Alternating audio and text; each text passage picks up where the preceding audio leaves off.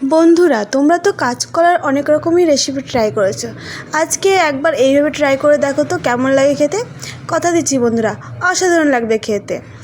নমস্কার বন্ধুরা, সবাই কেমন আছো? আশা করছি সবাই ভালো আছো। আমি রিঙ্কি, সবাইকে রাধে রাধে। আবার একটি নতুন ভিডিও নিয়ে হাজির হয়ে গেছি তোমাদের সামনে। তো পুরো ভিডিওটা দেখতে থাকো। প্রথমে নিয়েছি কাঁচকলাগুলো ভালো করে খোসা ছাড়িয়ে ধুয়ে কেটে নিয়েছি।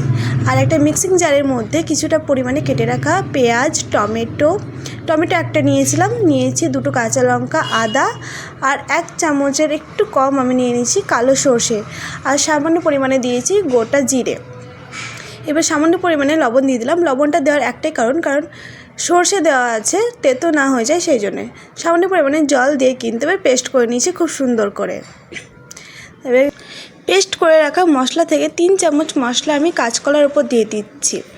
দিয়ে দেব হলুদ, সামান্য পরিমাণে লবণ দিয়েছি। লবণ কারণ আগে দিয়েছিলাম পেস্টের মধ্যেই, তো একটুখানি মেখে নিয়েছি। তারপর দিয়ে দিচ্ছি পাতিলেবুর রস, হাফ পাতিলেবুর রস দিয়েছি কারণ অনেকটাই রস ছিল। এবার ভালো করে মাখিয়ে নেব সব। কড়া বসিয়ে দিয়েছি, কড়া গরম হয়ে গেলে দিয়ে দিলাম সর্ষের তেল। সর্ষের তেলটা খুব ভালো করে গরম করে নিয়ে গ্যাসের ফ্লেমটা একদম কমিয়ে দিয়েছি। তো এবার একে একে কাঁচকলাগুলো দিয়ে ভালো করে ভেজে নেব। ভালো করে ভাজতে কিন্তু খুব একটা ভাজতে লাগে না, কাঁচকলা খুব তাড়াতাড়ি কিন্তু সেদ্ধ হয়ে যায়। তো ভালো করে নাড়াচাড়া দিয়ে ভেজে নিচ্ছি। নাড়াচাড়া করে নিতে হবে বন্ধুরা, কারণ এখানে মশলা দেওয়া আছে, সেই জন্য কিন্তু নিচ থেকে লেগে যেতে পারে। তো ভেজে তুলে নিয়েছি, দেখতে পাচ্ছ বন্ধুরা। এবার কড়াটা ভালো করে পরিষ্কার করে নিয়ে আবারও তেল গরম করে ফোড়নের জন্য দিয়ে দিলাম শুকনো লঙ্কা, তেজপাতা আর গোটা জিরে। ভালো করে ফোড়নটা ভেজে দিয়ে দিচ্ছি পেস্ট করে রাখা মশলাটা। এবার দিয়ে দিলাম স্বাদ মতো লবণ, হলুদ। এবার ভালো করে কিন্তু কষাতে হবে। আর আমি এখানে অ্যাড করেছিলাম কাশ্মীরি লঙ্কার গুঁড়ো, এটা কিন্তু ঝাল নয়। ঝাল লঙ্কা তোমরা চাইলে আরও দিতেই পারো, ঝাল লঙ্কার গুঁড়ো হোক, কাঁচা লঙ্কা হোক। মশলাটা ভালো করে নাড়াচাড়া করে দিয়ে দিলাম মশলা ধোয়া জল। এবার কিন্তু ভালো করে কষিয়ে নিতে হবে। মশলা ভালো করে না কষালে কিন্তু বন্ধুরা রান্না একদমই ভালো হবে না। দেখো তেল ছেড়ে এসেছে মশলা থেকে। এবার দিয়ে দিচ্ছি সামান্য পরিমাণে জল। গ্যাসের ফ্লেমটা এবার বাড়িয়ে দেব। বাড়িয়ে দিয়ে জলটা ফুটেছে, তারপর দিয়ে দিলাম কাঁচকলাগুলো, ভেজে রাখা কাঁচকলা। গ্যাসের ফ্লেমটা কিন্তু আবার আমি স্লো করে দিয়েছি। আবারও ভালো করে কষিয়ে নিয়েছি কাঁচকলার সাথে মশলাটা। ভালো করে তেলটা ছেড়ে গেছে, দেখতেই পাচ্ছ বন্ধুরা, মানে ভালো করে কষানো হয়ে গেছে। এবার দিয়ে দিলাম সামান্য পরিমাণে জল। তো আবারও গ্যাসের ফ্লেমটা হাই করে দিয়েছি জলটা ফোটানোর জন্য। এবার কিন্তু আর ঢাকতে লাগবে না বন্ধুরা, কলা এমনিতেই সেদ্ধ হয়ে গেছে। আর আমার মতন অভ্যাস তোমাদের কার কার আছে বলো তো? যখন রান্না করি তখনই গ্যাসের চুলাটা পরিষ্কার করে নিই, যেটুকুই নোংরা হোক না কেন সেটুকুই পরিষ্কার করে নিই। এরকম অভ্যাস কার কার আছে বন্ধুরা বলো তো একটু। তো কলার রেসিপিটা কিন্তু একদম সিম্পল, কিন্তু খেতে দারুণ টেস্টি হয়। কথা দিলাম বন্ধুরা, একবার বানিয়ে দেখতে পারো তোমরা। তো দেখো কলা কিন্তু সেদ্ধ হয়ে গেছে, ঢাকা দিতে লাগবে না। কলা যখন ভেজেছিলাম আর কলাটা যখন কষিয়েছিলাম তখনই কিন্তু সেদ্ধ হয়ে গেছে। তো জলটা ফুটে গেছে, দেখতেই পাচ্ছ। এবার দিয়ে দেবো গরম মশলা।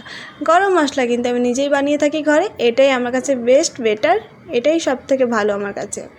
ভালো করে এবার নাড়াচাড়া করে নেব। জলটা আমি এতটা রাখবো না, সেই জন্য আরেকটুখানি ফুটিয়ে নিচ্ছি। একটু শুকনোই ভালো লাগবে এই কলার রেসিপিটা। গরম গরম ভাতে কিন্তু একদম জমে যায়। একবার বানিয়ে দেখো বন্ধুরা, আমার কথা শুনে সত্যি বলছি আমাকে তোমরা থ্যাংক ইউ জানাতে বাধ্য হবে। তো আরেকটু পরিমাণে আমি ফুটিয়ে নিচ্ছি। জলটা একটু ঘনত্ব হবে বা জলটা একটু মরিয়ে নিচ্ছি, দেখতেই পাচ্ছ। এবার কিন্তু কলার রেসিপি আমার একদম কমপ্লিট। ব্যাস, এবার একটু গরম গরম ভাতের সাথে সার্ভ করলেই হয়ে যাবে, একদম জমে যাবে আমাদের কলার রেসিপি। তো এই কলার রেসিপিটা তোমরা কিন্তু অবশ্যই বানিয়ে দেখবে বাড়িতে। এবার একটা বাটির মধ্যে আমি কলাটা তুলে নেব। আর হ্যাঁ বন্ধুরা, তোমরা কিন্তু কেউ আমার পুরো ভিডিওটা দেখছো না, আমি বুঝতেই পারছি। আমার ভিডিও কি তোমাদের ভালো লাগে না বন্ধুরা? অবশ্যই আমাকে জানাবে ভালো না লাগলে।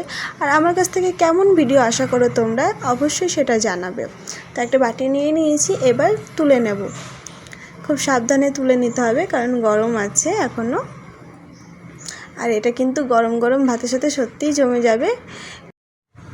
এই রান্নাটা আমি কখন করি বলো তো বন্ধুরা, যখন কোনো কিছু খেতে ইচ্ছা করে না বা সময় থাকে না হাতে, চট জলদি কিছু করতে হবে, একটা পদ দিয়েই কিন্তু সেরে ফেলা যায়। এইভাবে বানিয়ে কিন্তু আর কিচ্ছু লাগে না, আর কোনো সবজি লাগবে না, এই দিয়েই ভাত খাওয়া হয়ে যায় আমার সেই দিন। তো মুখে রুচি আনার জন্য কিন্তু আমি এইভাবেই রান্না করি, তোমরাও ট্রাই করে দেখতেই পারো বন্ধুরা। যেদিন আমাদের ভালো লাগে না, যে কোনো কিছু রান্না করতে ইচ্ছে করছে না, আমি ঠিক সেই দিনই বানিয়ে নিই এই রেসিপিটা। তো আজকের ভিডিওটা তোমাদের কেমন লেগেছে অবশ্যই জানাবে বন্ধুরা, আর আমার ভিডিও দেখতে তোমাদের কি ভালো লাগে এটা কিন্তু অবশ্যই জানাবে।